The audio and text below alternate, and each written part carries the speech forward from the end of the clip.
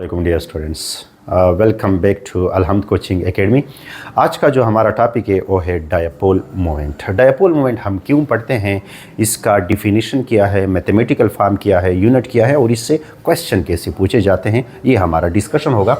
सो dipole moment को हम discuss करेंगे, लेकिन सबसे पहले why we are studying dipole moment, हम डायपोल मोमेंट क्यों स्टडी कर रहे हैं। आप नोटबुक निकालिएगा, पेन निकालिएगा और आप मेरे साथ नोट्स बनाना शुरू कीजिएगा। ऊपर हेडिंग लगाएं डायपोल मोमेंट, ठीक है, और मेरे साथ नोट्स बनाएं।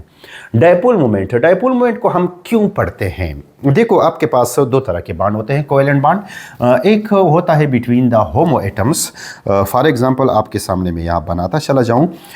एक होता है होमो एटम्स के दरमियान covalent bond, for example hydrogen और हाइड्रोजन के दरमियान है। यहाँ पर कोई इलेक्ट्रोनेगेटिविटी डिफरेंस नहीं है, तो ये बांड 100% कोवेलेंट है। ये बांड 100% क्या है, कोवेलेंट है, और इस बांड को नॉन पोलर कोवेलेंट बांड कहा जाता है। ये आपने अपने नोट्स में इस चीज़ को नोट करना है। मेरे साथ नोट्स बनाइएगा प्लीज़, तो फिर ये आपके लिए बड़ा फ़ायदा होगा। तो ये बांड 100% क्या है, कोवेलेंट है, ठीक है। लेकिन कुछ बांड जो होते हैं हेटेरो एटम्स के दरमियान होते हैं। फॉर एग्जांपल HCl, ठीक है। HCl के दरमियान जो बांड है, तो क्लोरीन की इलेक्ट्रोनेगेटिविटी ज़्यादा है। अल्फाज पे गौर कीजिएगा और ये चीज़ें नोट किया करें। क्लोरीन की इलेक्ट्रोनेगेटिविटी ज़्यादा है, क्लोरीन की इलेक्ट्रोनेगेटिविटी ज़्यादा है, जबकि हाइड्रोजन की इलेक्ट्रोनेगेटिविटी कम है। तो हाइड्रोजन के कम इलेक्ट्रोनेगेटिविटी की होने की वजह से और क्लोरीन के ज़्यादा इलेक्ट्रोनेगेटिविटी होने की वजह से ये इलेक्ट्रॉन जो पेयर हैं, जो शेयर्ड पेयर ऑफ इलेक्ट्रॉन है, it is near toward the chlorine. That's why chlorine having a partial negative charge and hydrogen having a partial positive charge. ये कोवेलेंट बांड है, ये बांड कोवेलेंट है, लेकिन ये बांड 100% कोवेलेंट नहीं है। इस बांड को हम पोलर कोवेलेंट बांड बोलते हैं, इसको हम नॉन पोलर कोवेलेंट बांड नहीं बोलते हैं। अब ये अगर 100% कोवेलेंट नहीं है, अल्फाज को गौर से सुनिएगा, अगर ये बांड 100% कोवेलेंट नहीं है तो इट मीन्स कि इसमें थोड़े से आयनिक कैरेक्टर है। अब कितने आयनिक कैरेक्टर हैं, इसको मालूम करने के लिए हम क्या बोलेंगे, हम क्या पढ़ेंगे, डायपोल मोमेंट पढ़ेंगे। क्या पढ़ेंगे, यानी ये बांड पोलर है, ये बांड कितना पोलर है, किसी और के साथ कंपेयर करेंगे तो ये हमें हेल्प देगा। कौन हमें हेल्प देगा, डायपोल मोमेंट, ठीक है। तो यहाँ पर नीचे मैंने नोट्स बनाए हैं कि in order to find out the ionic character, यानी आयनिक कैरेक्टर को मालूम करते हैं in a covalent bond quantitatively. कितना है जी, 10% है, 20% है, 30% है। How much percent this covalent bond having the ionic character, having the ionic character. याद रखिएगा, हेटेरो एटम्स के दरमियान जो कोवेलेंट बांड होता है वो 100% कोवेलेंट नहीं होता है, उसमें थोड़े बहुत आयनिक कैरेक्टर होते हैं। अब कितने आयनिक कैरेक्टर होते हैं, how much is the ionic character, तो इसको इंशाल्लाह हम पढ़ेंगे। किसके ज़रिए से पढ़ेंगे, डायपोल मोमेंट के ज़रिए से। आपके नोट्स का ये हिस्सा होना चाहिए, ये आपके MCQs में पूछे जाने वाले सवाल हैं, ठीक है। दूसरा क्या है आपके पास, the quantitative measurement of the polarity. ये बांड जो है, फॉर एग्जांपल दो बांड हैं, ये आपके पास HCl है, एक आपके पास HF है। कौन सा ज़्यादा पोलर है और कौन सा कितना पोलर है, क्वांटिटेटिव मेजरमेंट करेंगे और क्वांटिटेटिवली बताएंगे कि ये बांड इतना पोलर है, इसमें डायपोल मोमेंट इतना है, ठीक है। और दो को कंपेयर भी करेंगे कि कौन सा बांड ज़्यादा पोलर है, कौन सा बांड कम पोलर है, ये भी आपको डायपोल मोमेंट बताएगा। सो डायपोल मोमेंट हम क्यों पढ़ते हैं, इसके पढ़ने की ये दो रीज़न हैं। सो अब हम आगे चलते हैं और सबसे पहले इसका रिप्रेजेंटेशन पढ़ते हैं कि हम इसको किस से रिप्रेजेंट करते हैं। तो उसको हम म्यू से रिप्रेजेंट करते हैं। ये भी आपके लिए आपके नोट्स में MCQs के लिए होना चाहिए, ठीक है। ये तीनों पॉइंट्स आपके नोट्स का हिस्सा होना चाहिए कि हम डायपोल मोमेंट क्यों पढ़ते हैं। तो होपफुली आपका कंसेप्ट क्लियर हुआ होगा। याद रखिएगा, कोवेलेंट बांड के अंदर आयनिक कैरेक्टर मालूम करना, कितने आयनिक कैरेक्टर हैं, इसके लिए हम डायपोल मोमेंट पढ़ेंगे। हम क्वांटिटेटिवली पोलरिटी जब मालूम करते हैं तो उसके लिए हम क्या बोलेंगे, डायपोल मोमेंट पढ़ेंगे। याद रखिएगा, ये वीडियो जो है ये दो हिस्सों पर मुश्तमिल होगी। एक में हम आपको जस्ट डायपोल मोमेंट समझाएंगे और दूसरे में हम आपको डायपोल मोमेंट का मेजरमेंट, साथ में एप्लीकेशन, तो जितना भी फेडरल में है, पंजाब में है या KP में जितना भी है वो सारा आपका कवर हो जाएगा, ठीक है। ये दो वीडियो पर मुश्तमिल होगा। तो अभी हम इसका क्या करते हैं, डिफिनीशन करते हैं। आप अपने बुक में हेडिंग लगाइएगा, definition, the product of the charge Q जो है आपके पास, product of the charge. For example ये HCl है, HCl में यहाँ पर थोड़ा सा पार्शियल नेगेटिव आया है और यहाँ पर पार्शियल पॉजिटिव आया है, तो यहाँ चार्ज का सेपरेशन है, थोड़े से चार्जेस आए हुए हैं। तो product of the charges Q and the distance between the centre of bonded atoms. ये जो दो एटम्स हैं, ये जो हाइड्रोजन है और ये जो क्लोरीन है, इन दोनों, ये जो दो बॉन्डेड एटम्स हैं, इनके सेंटर्स के दरमियान जितना डिस्टेंस है और और यहाँ पर जितना Q है, चार्ज है, जो पार्शियल नेगेटिव पार्शियल पॉजिटिव की वजह से जो Q आया है, चार्ज जो आया है, चार्ज आप जितना कंसीडर करेंगे वो आगे आता है। इनके प्रोडक्ट को हम क्या बोलते हैं? Dipole moment. So dipole moment आप याद कर गए, इसका मैथमेटिकल फॉर्म भी लिखवा देता हूँ, बट आप इसको डिफाइन कैसे करेंगे, इसका कोई और डिफिनीशन नहीं है। It is the product of the charge, जो चार्जेस हैं, and the r distance between the two bonded atoms. ठीक है जी। अच्छा, अब इसके बाद आगे चलते हैं। रिप्रेजेंटेशन मैथमेटिकल फॉर्म जो है इसका मैथमेटिकल फॉर्म किस तरह से है? सो म्यू जो है ये रिप्रेजेंट करता है डायपोल मोमेंट को, क्यू जो है ये चार्ज को रिप्रेजेंट करता है, multiply by r means distance. Student q यहाँ पर आपके पास कितना होगा?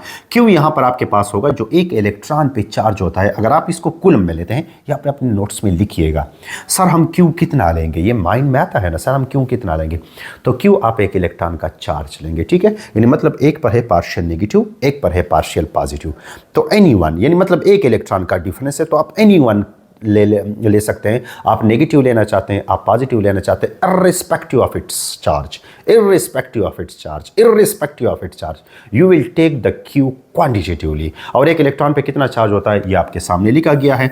अगर आप इसको कूलम के यूनिट में लिखना चाहते हैं, या आप इसको इलेक्ट्रोस्टैटिक यानी ESU इलेक्ट्रोस्टैटिक यूनिट में लिखना चाहते हैं, तो ये दो क्वांटिटी वैल्यूज हैं, अपने साथ इसको नोट्स में लिखिएगा।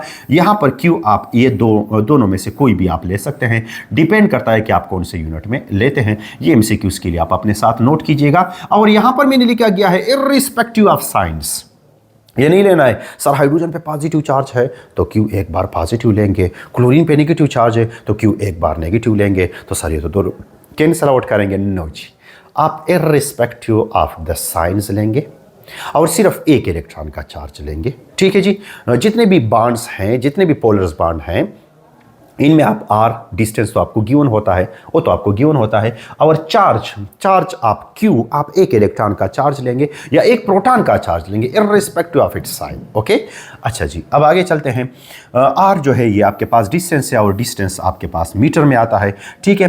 अच्छा, अगली बात आपने क्या नोट करना है कि ये एक वेक्टर क्वांटिटी है। ये कौन सी क्वांटिटी है? वेक्टर क्वांटिटी है। अपने नोट्स में लिखिएगा कि dipole moment is a vector quantity, dipole moment is a vector quantity. ठीक है। अच्छा, साइन जो है सिंगल हेडेड एरो से हम इसको रिप्रेजेंट करते हैं। ये जो आपके पास सिंगल हेडेड एरो है, चलो अगर नजर नहीं आता है तो मैं इसको इस तरह से, ये वेक्टर के रिप्रेजेंटेशन का साइन है, तो आप डायपोल मोमेंट को भी इस तरह से रिप्रेजेंट करते हैं। सर कैसे रिप्रेजेंट करेंगे, कोई एग्जांपल दीजिएगा ताकि हम नोट्स में दे दें और हमारे नोट्स का इंप्रेशन अच्छा हो। सो the distance of the dipole moment is from the low electronegativity toward the high electronegativity। ये distance का वर्ड नहीं है, ये यहाँ पर आपके पास किया है, ये यहाँ पर आपके पास साइन का वर्ड है कि जो आपके पास डायपोल मोमेंट है, फॉर एग्जांपल ये HCl है, गौर कीजिएगा ये HCl है, तो यहाँ इलेक्ट्रोनेगेटिविटी ज़्यादा है, यहाँ इलेक्ट्रोनेगेटिविटी कम है, तो जो डायरेक्शन होगा, ये डिस्टेंस नहीं है, ये डायरेक्शन है, क्योंकि वेक्टर क्वांटिटी है तो वेक्टर क्वांटिटी का डायरेक्शन होता है। So direction of dipole moment it is a vector quantity, आपके नोट्स में आ गया। ठीक है जी। ये वेक्टर क्वांटिटी आपके नोट्स में आ गया। ये सिंगल हेडेड एरो से हम इसको रिप्रेजेंट करते हैं, ये भी आपने नोट्स में लिखा। और इसका जो डायरेक्शन होगा वो from low electronegative toward the high electronegative, इस तरह से होगा। ठीक है, toward the high electronegative element होगा। फॉर एग्जांपल ये आपके सामने लिखा गया है, मैंने HCl यहाँ बना दिया, यहाँ पर पार्शियल पॉजिटिव है, यहाँ पर पार्शियल नेगेटिव है, तो ये इसका डायरेक्शन है। ठीक है। So it is a vector quantity. अगर ये वेक्टर क्वांटिटी है तो इसका डायरेक्शन होगा, MCQs में शायद आपसे पूछे, तो इसका डायरेक्शन जो है वो from low electronegative toward the high electronegativity होगा। ठीक है, हाई इलेक्ट्रोनेगेटिव एलिमेंट होगा। For heteromolecules dipole moment will be never zero. Heteromolecules जो होते हैं, फॉर एग्जांपल HCl है, फॉर एग्जांपल HF है, फॉर एग्जांपल कोई भी हेटेरो एटम मॉलिक्यूल्स है, फॉर एग्जांपल H2O है, इनके लिए डायपोल मोमेंट कभी भी जीरो नहीं होगा। इट मींस ये पोलर होंगे, इट मींस ये क्या होंगे, पोलर होंगे। अगर किसी का डायपोल मोमेंट जीरो नहीं है तो ये पोलर है, ये अपने नोट्स में याद रखिएगा।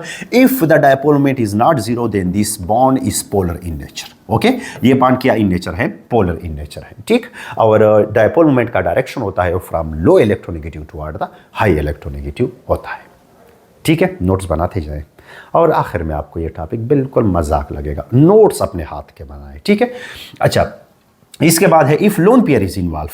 लोन पेयर इज इन्वॉल्व, तो मैं आपको थोड़ा सा यहां पर बता देता हूं कि अगर लोन पेयर इन्वॉल्व हो, फॉर एग्जांपल अमोनिया है, ठीक है, अमोनिया ये भी हेट्रो एटम से बना हुआ मॉलिक्यूल है, यहां पर भी डायपोल मोमेंट जीरो नहीं होगा। इस तरह से आप लोग कहेंगे सर कार्बन डाइऑक्साइड भी तो हेट्रो एटम है, वहां पर तो डायपोल मोमेंट जीरो है। बताएंगे नीचे आ रहा है, ठीक है। जस्ट आप ये करें कि जो हेट्रो एटम्स के जो मॉलिक्यूल्स होते हैं, हेट्रो एटम्स के जो मॉलिक्यूल्स होते हैं, यहां पर ये वर्डिंग भी सही नहीं है, ये हेट्रो मॉलिक्यूल है, इसको आप हेट्रो एटॉमिक मॉलिक्यूल्स बोल सकते हैं, ठीक है जी। अच्छा, इस पे टेंशन मत ले। अगर कहीं पर लोन पेयर इन्वॉल्व हो, इस पॉइंट को याद रखिएगा। देखो यहां हाइड्रोजन से नाइट्रोजन की तरफ डायपोल मोमेंट होगा इस बॉन्ड का, ठीक है। यहां पर दूसरा बॉन्ड जो है यहां पर डायपोल मोमेंट हाइड्रोजन से नाइट्रोजन की तरफ होगा, ये भी डायपोल मोमेंट दूसरे बॉन्ड का है। यहां तीसरे बॉन्ड का डायपोल मोमेंट हाइड्रोजन से किसकी तरफ होगा, नाइट्रोजन की तरफ होगा, ये भी है। क्या सर लोन पेयर की वजह से भी डायपोल मोमेंट होता है? यस, लोन पेयर की वजह से भी डायपोल मोमेंट होता है, और ये आपने नोट करना है, इसका डायरेक्शन किस साइड पे होगा। तो याद रखिएगा, देखो इसका डायरेक्शन एटम की न्यूक्लियस से लोन पेयर की तरफ होगा। कहां पर होगा? एटम के न्यूक्लियस से लोन पेयर की तरफ होगा, यानी मतलब पॉजिटिव, यानी लो इलेक्ट्रोनेगेटिव से हाई इलेक्ट्रोनेगेटिव की तरफ डायरेक्शन होता है डायपोल मोमेंट का, यानी मतलब पॉजिटिव से नेगेटिव की तरफ होता है, तो इधर भी न्यूक्लियस से लोन पेयर की तरफ होगा, यानी पॉजिटिव से नेगेटिव की तरफ होगा। ये याद करने का तरीका है, ठीक है। शायद ये एमसीक्यूज में पूछा जाए, बहुत प्यारा टॉपिक है डायपोल मोमेंट, ठीक है। अच्छा, अब आगे चलते हैं। इजी फॉर कॉम्प्लिकेटेड और poly atomic molecules the dipole moment can be find out by simple vector addition. अच्छा, यहां डायपोल मोमेंट कैसा है? यहां डायपोल मोमेंट्स हाइड्रोजन से क्लोरीन की तरफ है, यहां हाइड्रोजन से फ्लोरीन की तरफ है, और यहां पर भी आप इसको इस तरह से अगर एक्सपेंडेड फॉर्म में लिखे तो हाइड्रोजन से किसकी तरफ है? हाइड्रोजन से किसकी तरफ है? ऑक्सीजन की तरफ, और यहां पर भी इस बॉन्ड का हाइड्रोजन से ऑक्सीजन की तरफ। अब कॉम्प्लिकेटेड एटम्स हैं, और कॉम्प्लिकेटेड एटम्स के लिए हम सिंपल वेक्टर एडिशन से क्या फाइंड आउट कर सकते हैं? डायपोल मोमेंट फाइंड आउट कर सकते हैं। फॉर एग्जांपल ये मेरे पास है BF3, मुझे किसी ने कहा कि जी बताइएगा वेक्टर एडिशन के जरिए से बताइएगा क्या इसका डायपोल मोमेंट जीरो के बराबर होगा या इसका डायपोल मोमेंट कुछ ना कुछ होगा। तो सबसे पहले मैं ये जो आपके पास एक मॉलिक्यूल है, इसको मैंने यहां बना लिया, BF3 को मैंने यहां बना लिया, ठीक है। चलो जी, BF3 को मैंने इस तरह से बना लिया।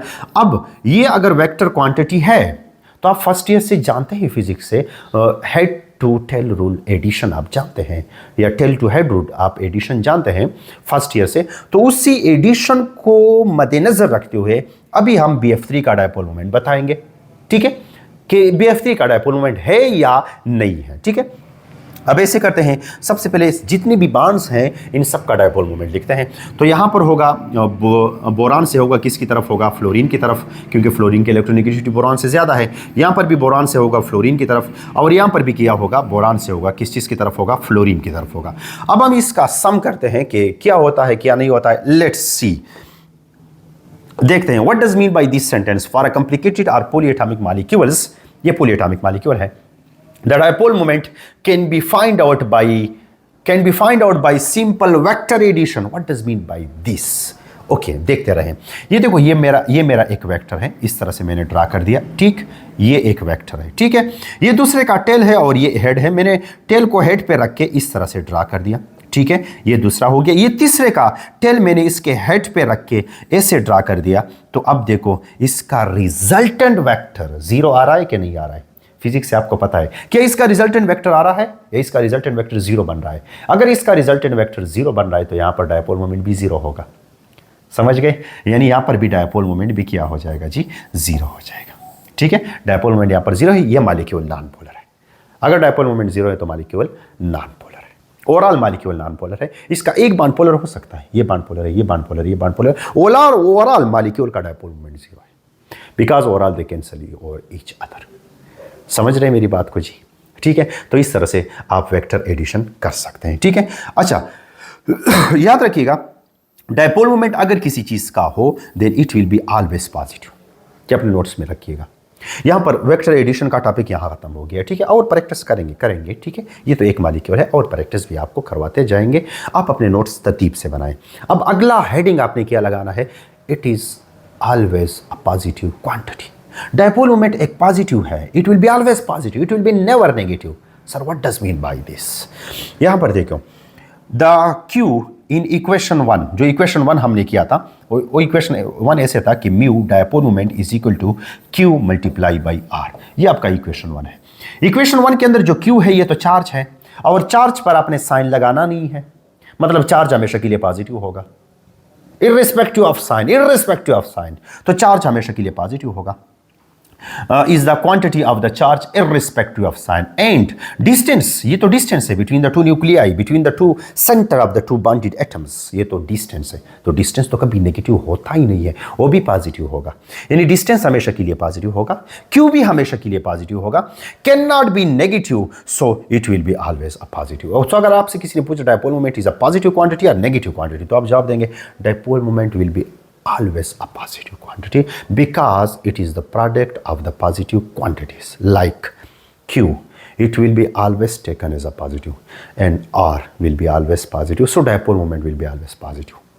ठीक है, इसके साथ कभी नेगेटिव मत लगाइएगा। ये भी पॉइंट आपने सीख लिया। चलो जी, अब आगे चलते हैं। इसका जो यूनिट है, जो कॉमन यूनिट है, वो डेबाई है। डेबाई इसका यूनिट है, ये एमसीक्यू उसके लिए याद रखिएगा। और इसका जो एसआई यूनिट है वो क्या है? Coulomb metre. ये हमने गलत लिखा हुआ है, ये से लिखना चाहिए सीएम, कूलम मीटर। ठीक है, ये कूलम मीटर अपने नोट्स में लगाइएगा। सो अब जो अगला हेडिंग है वो है unit of dipole moment. Unit of dipole moment debye है, कॉमनली जो हम यूज़ करते हैं। डीबाई फोर्सेस भी होते हैं, डीबाई यूनिट भी है डायपोल मोमेंट का, और कूलम मीटर भी इसका यूनिट है। ठीक है, अच्छा जी, विच मालिक्यूल इज पोलर, यानी कौन सा मालिक्यूल पोलर है, कौन से मालिक्यूल का डायपोल मोमेंट है। ठीक है, सो ये जो मालिक्यूल्स हैं, ये आपके सामने जितने भी मालिक्यूल्स हैं, ये सारे के सारे मालिक्यूल्स नॉन पोलर हैं। ये P आपको अगर नज़र नहीं आ रहा है तो PCl5 है, इस तरह से CCl4 हैं, इस तरह से BF3 हैं। ये सारे के सारे मालिक्यूल्स जो इस तरह से CH4 हैं, इन सब मालिक्यूल्स का डायपोल मोमेंट जो है वो 0 के बराबर है, और जिसका डायपोल मोमेंट 0 के बराबर होता है वो नॉन पोलर होता है। अपने नोट्स में डालिएगा, और नॉन पोलर होता है। ठीक है, इनमें से एक दो का प्रैक्टिस करते हैं। फॉर एग्जांपल CH3 लेते हैं, और वेक्टर सम से हम इसको देखते हैं कि क्या वेक्टर सम से इसका रिजल्टेंट आता है कि नहीं आता है। तो ये CH4 जो है, CH4 लेते हैं, और CH4 का वेक्टर सम से हम देखते हैं कि क्या इसका रिजल्टेंट 0 के बराबर आता है या नहीं आता है। So let's try. यहाँ पर dipole moment from hydrogen toward the carbon है, इधर भी from hydrogen toward the carbon है, इधर भी from hydrogen toward the carbon है, और इधर भी from hydrogen toward the carbon है, because from low electronegative toward the high electronegativity होगा। ठीक है, अब इसका हम क्या करते हैं, सम करते हैं, एडिशन करते हैं इसका, और देखते हैं कैसे एडिशन होता है। इसको पहले ले लेता हूँ, ये यहाँ पर हमने ऐसे ले लिया। ठीक है, एक बांड का, दूसरा बांड इसको हेड टेल जो है उसके हेड पे रखता हूँ, तो इस तरह से हमने ले लिया। ठीक है, अब तीसरा बांड जो है, तीसरा बांड हम क्या लेते हैं, ये यहाँ पर रख के इसको इस तरह से बना देते हैं। ठीक है, इस तरह से हमने बना लिया हेड टू टेल रूल के मुताबिक, और ये वाला बन के यहाँ पर इस तरह से यहाँ पर रख लेंगे। So resultant will be 0, so the dipole moment will be always 0। So dipole moment यहाँ पर 0 आ जाएगा। ये वेक्टर सम से आप इसको वैसे भी कर सकते हैं। ठीक है, अच्छा, अब नीचे आते हैं। ये जो PCl3 है, अमोनिया है, यहाँ पर अगर आप देखें CH3F जो है, यहाँ पर H2O जो है, इन सब का डायपोल मोमेंट 0 के बराबर नहीं होता। तो ये सारे के सारे पोलर हैं, ये सारे के सारे क्या हैं, पोलर। यहाँ इसको ज़रा सा याद करने का तरीका बता देता हूँ कि अगर ये कार्बन जो है, इसके साथ चारों के चारों एटम सेम हो, हाइड्रोजन हो या क्लोरीन हो, तो यहाँ पर डायपोल मोमेंट 0 के बराबर होता है। लेकिन अगर एक चेंज किया जाए, फॉर एग्जांपल इस तरह से किया जाए CH3 और यहाँ पर फ्लोरीन हो, या CH3 और यहाँ पर क्लोरीन हो, तो एक बांड का डायपोल मोमेंट चेंज आ जाता है। तो जब एक बांड का डायपोल मोमेंट चेंज आएगा तो वेक्टर सम जो है वो किसके बराबर नहीं आता, 0 के बराबर नहीं आता है, और वो फिर आपके पास क्या बन जाता है, पोलर बन जाता है। ठीक है, अच्छा, dipole moment is directly proportional. अब आपने अपना अगला जो हेडिंग लगाना है वो आपने ये लगाना है कि डायपोल मोमेंट जो है हम उसको कैसे नापेंगे, कि डायपोल मोमेंट जो है वो किसका ज़्यादा है और किसका कम है। तो इसका इलेक्ट्रोनेगेटिविटी डिफरेंस के साथ कौन सा रिलेशन है, डायरेक्ट रिलेशन है। फॉर एग्जांपल इधर देखें, फॉर एग्जांपल HF का डायपोल मोमेंट सबसे ज़्यादा, फिर HCl का थोड़ा कम, फिर HBr का और कम, और HI का सबसे कम है dipole moment. It depends upon the electronegativity difference. ये आपका पहला पॉइंट हो गया MCQs के लिए। ठीक है, आसान सी बात है। दूसरा पॉइंट लेते हैं, dipole moment is directly proportional to the number of lone pair. कैसे, देखो ये HF जो है, इसका डायपोल मोमेंट सबसे ज़्यादा है। क्यों? यहाँ पर ज़रा सा देखिए, ये एच एफ में यहाँ जो नंबर ऑफ लोन पेयर होते हैं 1 2 3, फ्लोरीन के पास 3 लोन पेयर है। यहाँ वाटर के अंदर ऑक्सीजन के पास 2 लोन पेयर है। तो ये एमसीक्यूज के लिए आप अपने साथ नोट करें, जिसके पास लोन पेयर ज़्यादा होंगे उसका डायपोल मोमेंट सबसे ज़्यादा होगा। तो HF का सबसे ज़्यादा है, फिर H2O का है और फिर अमोनिया का है। अमोनिया के पास 1 लोन पेयर होता है, नोट करें, शाबाश। Fluorine has a 3 lone pair, oxygen has a 2 and ammonia has a 1 lone pair present on the nitrogen। ठीक है। अच्छा जी, अब इसके बाद ये डायपोल मोमेंट इसको हम थोड़ा सा यहाँ पर निगलेक्ट कर देते हैं डिग्री के साथ, यानी आर्थ्रो जो होते हैं, मेटा जो होते हैं, पैरा जो होते हैं, ये सेकंड ईयर का टॉपिक है। अगर सेकंड ईयर के स्टूडेंट देख रहे हैं तो मैं यहाँ पर ड्रा कर लेता हूँ कि ये देखिएगा, ये आपके पास फॉर एग्ज़ाम्पल कोई मालिक्यूल है, ये मालिक्यूल मेरे पास आर्थ्रो है। सिमिलरली अगर इसका मैं कोई और पैरा मालिक्यूल ले लूँगा या मेटा मालिक्यूल ले लूँगा तो आर्थ्रो का जो डायपोल मोमेंट होता है वो सबसे ज़्यादा होता है then that of the meta, और जो सबसे कम होता है ये मेटा है और ये आर्थ्रो है। ये फर्स्ट ईयर वाले इसको नहीं समझते हैं, लेकिन वैसे मैंने एमसीक्यूज़ पॉइंट ऑफ व्यू के लिए डाला है। अगर सेकंड ईयर वाले इसको इन टेस्ट के लिए देख रहे हैं तो आर्थ्रो जो होता है, ortho, meta and para, they are the position isomers. Okay, अब आप लोग पोजिशन आइसोमर को भी नहीं जानते फर्स्ट ईयर वाले, सेकेंड ईयर वाले समझ सकते हैं इस चीज़ को कि जो आर्थ्रो पोजीशन पर जो सब्स्टिट्यूशन होता है बेंजीन रिंग पर, उसका डायपोल मोमेंट सबसे ज़्यादा होता है और सबसे ज़्यादा पोलर होते हैं as compared to the polar. ठीक है जी। अच्छा, फॉर एग्ज़ाम्पल मैंने यहाँ पर आर्थ्रो ब्रोमोक्लोरीन बेंजीन ड्रा किया, यहाँ पर मेटा ड्रा किया है। तो मेटा का कम होता है और आर्थ्रो का ज़्यादा होता है और पैरा का सबसे कम होता है। ठीक है। अच्छा, अब इसके बाद है मेजरमेंट ऑफ डायपोल मोमेंट। तो मेजरमेंट ऑफ डायपोल मोमेंट जो है वो मैं ऐसे करता हूँ कि मेजरमेंट ऑफ डायपोल मोमेंट और एप्लीकेशन ऑफ डायपोल मोमेंट वो अगले सेक्शन में पढ़ देते हैं। ठीक है जी। अब तक के लिए इतना ही। अगला वीडियो अपलोड कर रहा हूँ और इंशाल्लाह इसके बाद मैं MOT अपलोड करूँगा। जस्ट आप इस डायपोल मोमेंट के नोट्स बनाएं, फिर मेजरमेंट आसान है, इसके 2 एप्लीकेशन है वो भी आसान है, तो हो जाएगा जी। ओके जी, अल्लाह हाफिज़, अपना बहुत सारा ख्याल रखिए।